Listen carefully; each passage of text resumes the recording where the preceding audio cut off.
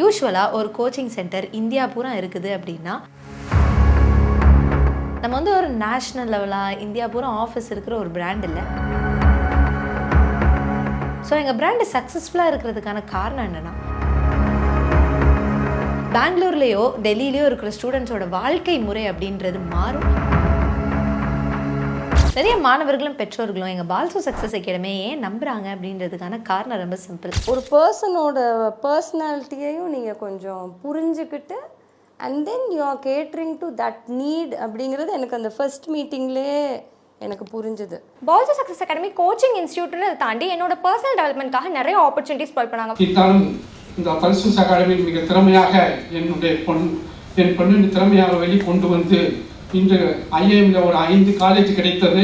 நம்ம வந்து ஒரு நேஷ்னல் லெவலாக இந்தியா பூரா ஆஃபீஸ் இருக்கிற ஒரு பிராண்ட் இல்லை. தமிழ்நாட்டு மாணவர்கள் மட்டும்தான் இங்கே அதிகமாக படிக்கிறாங்க. ஸோ எங்கள் பிராண்டு சக்ஸஸ்ஃபுல்லாக இருக்கிறதுக்கான காரணம் என்னென்னா, நாங்கள் ஸ்டூடெண்ட்க்கு தேவையான என்ட்ரன்ஸ் எக்ஸாமினேஷன் கிளாஸஸை நம்ம ஊர் மாணவர்களுக்கு புரிகிற மாதிரி பாடம் சொல்லி கொடுத்து அவங்களுக்கான ப்ரிப்பரேஷன் பண்ணுறதுக்கு ஹெல்ப் பண்ணுறோம். யூஸ்வலாக ஒரு கோச்சிங் சென்டர் இந்தியா பூரா இருக்குது அப்படின்னா அவங்களுக்கான ப்ரிப்பரேஷன் மெத்தட்ஸ் ஆல் இந்தியா லெவலுக்கும் ஒரே மாதிரி தான் இருக்கும். அப்போ பெங்களூர்லேயோ டெல்லியிலையோ படிக்கிற ஸ்டூடெண்ட்ஸ்க்கு ஏற்ற மாதிரி தான் அவங்க சிலபஸும் இருக்கும். ஏன்னா அங்கே தான் ஆல்ரெடி டாப்பர்ஸாக இருக்க மாணவர்கள் அதிகமாக இருப்பாங்க.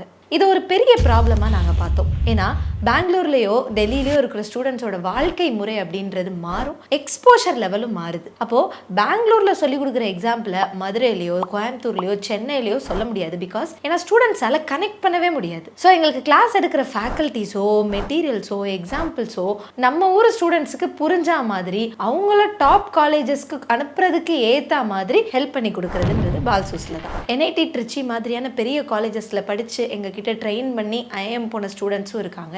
10 அரியருக்கு மேலே வச்சிருக்கிற ஃபைனல் இயர் ஸ்டூடெண்ட்டும் எங்ககிட்ட படிச்சுட்டு ஐஎம் போனவங்களும் இருக்காங்க. ஏன்னா we provide personalized services and that is what we believe in.